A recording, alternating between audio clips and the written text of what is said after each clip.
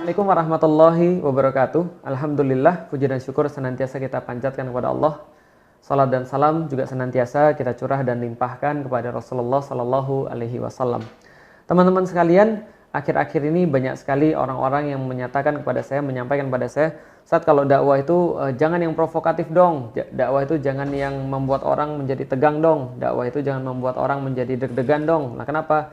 Dakwah itu yang tenang-tenang saja, dakwah itu yang damai-damai saja, dakwah itu yang biasa-biasa saja. Jadi tidak perlu untuk membuat sesuatu yang kontroversi atau yang ya segala sesuatu lah yang kira-kira begitu. Apalagi saat sekarang kan banyak pembubaran pengajian, banyak sekali polisi-polisi yang datang untuk membatalkan pengajian. Nah, jadi seperti apa? Nah, jadi gini teman-teman sekalian, berbicara tentang kebenaran, jadi memang dalam semua sejarah itu ada sebuah harga untuk berbicara tentang kebenaran. Ada sebuah resiko untuk menyampaikan sebuah kebenaran. Dan bila teman-teman sekalian sudah takut untuk menyampaikan kebenaran, maka sebenarnya pada saat itu juga kejahatan sudah menang. Kenapa? Karena tujuan daripada orang yang berbuat jahat adalah tidak ada kebaikan yang muncul, tidak ada kebaikan yang disuarakan. Jadi kalau teman-teman sudah mulai takut untuk menyuarakan kebenaran, maka saat itu pula kejahatan sudah menang. Itu yang pertama.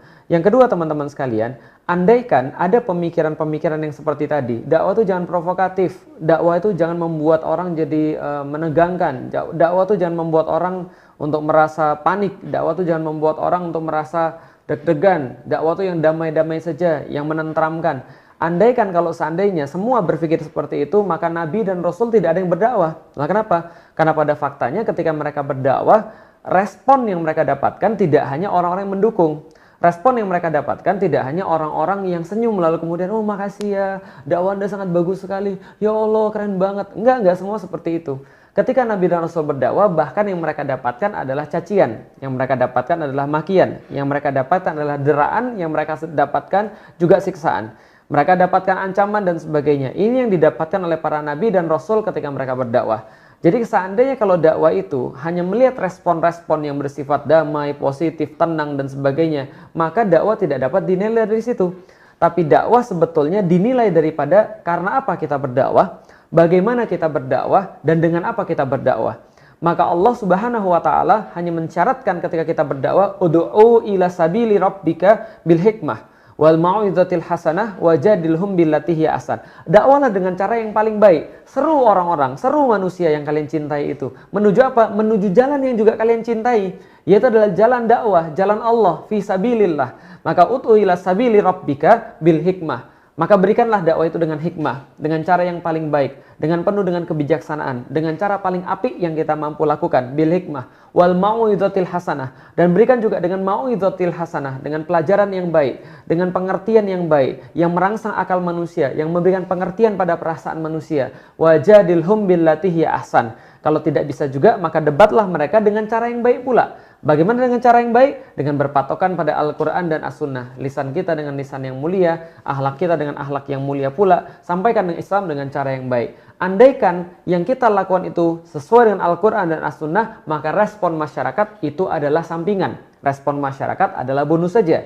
Andaikan ada orang yang senang, maka Alhamdulillah. Andaikan ada orang yang tidak senang, Alhamdulillah juga. Alhamdulillah ala kulli hal. Maka teman-teman sekalian, dakwah itu adalah lumrah ketika kita mendapatkan penentakan. Dakwah itu adalah lumrah ketika kita mendapatkan pujian.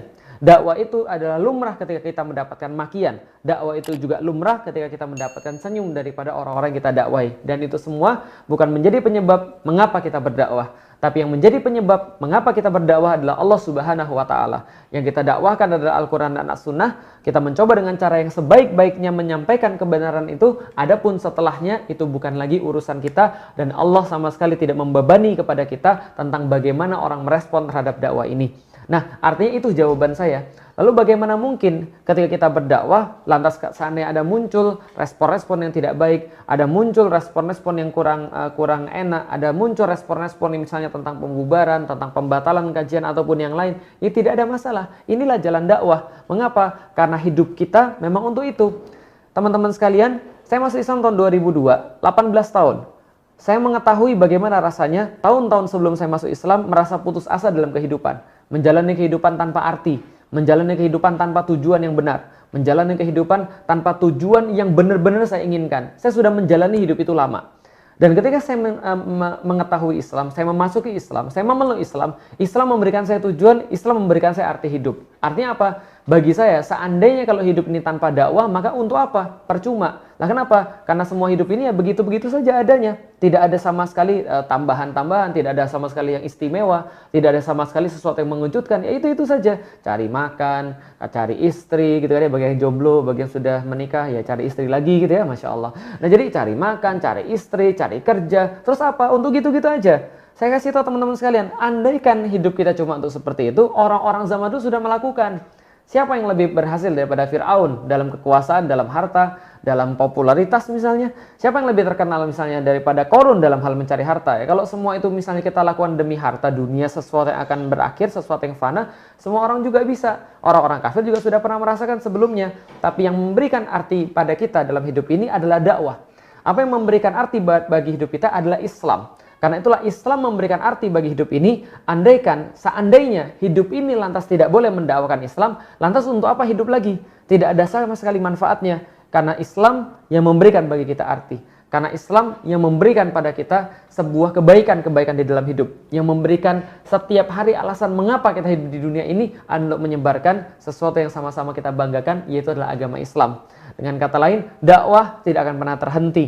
Mengapa? Karena yang memerintahkannya adalah Allah, sehingga dia tidak akan terhenti oleh respon-respon manusia. Kita hanya bisa berharap semoga orang-orang yang kemudian menghalangi manusia daripada jalan Allah, mereka memahami bahwa menghalangi manusia daripada jalan Allah adalah suatu kejahatan yang sangat luar biasa di dalam Al-Quran. Yasudduna an sabilillah, mereka menghalangi manusia daripada jalan-jalan Allah. Mereka menghalangi manusia daripada hidayah Allah. Sedangkan apapun yang kita lakukan hanya untuk memberikan pengertian bahwa Allah itu esa, bahwa sesungguhnya Rasulullah Muhammad adalah Rasul yang layak untuk kemudian kita imani dan kita jadikan sebagai panutan, bahwa sesungguhnya kitab-kitab itu mengatur kehidupan kita dan bagaimana menjalani hidup ini secara sempurna, bahwa yaumil kiamat itu ada, bahwa malaikat-malaikat itu ada, bahwa ketentuan Allah apapun adanya, baik dan buruknya menurut manusia adalah sesuatu yang paling layak untuk kita imani. Maka inilah hidup seorang pengemban dakwah. Kita tidak lekang oleh waktu, kita juga tidak naik karena pujian, kita pun tidak tumbang karena makian. Kita pun tidak berdakwah karena manusia, tapi kita mendakwahi manusia. Wallahu a'lam bishawab, teman-teman sekalian, mudah-mudahan semakin menguatkan teman-teman sekalian di dalam jalan dakwah, istiqomah di jalan dakwah. Artinya teman-teman meyakini bahwa di jalan ini Allah akan memberikan balasan-balasan yang lebih daripada orang-orang yang lain yang tidak bergabung di dalam jalan ini. Allah menyampaikan di dalam Al-Qur'an, "Wa man ahsanu qawlan mimman da'a ilallah wa amila salihan wa qala innani minal muslimin." Wallahu a'lam bishawab. Assalamualaikum warahmatullahi wabarakatuh.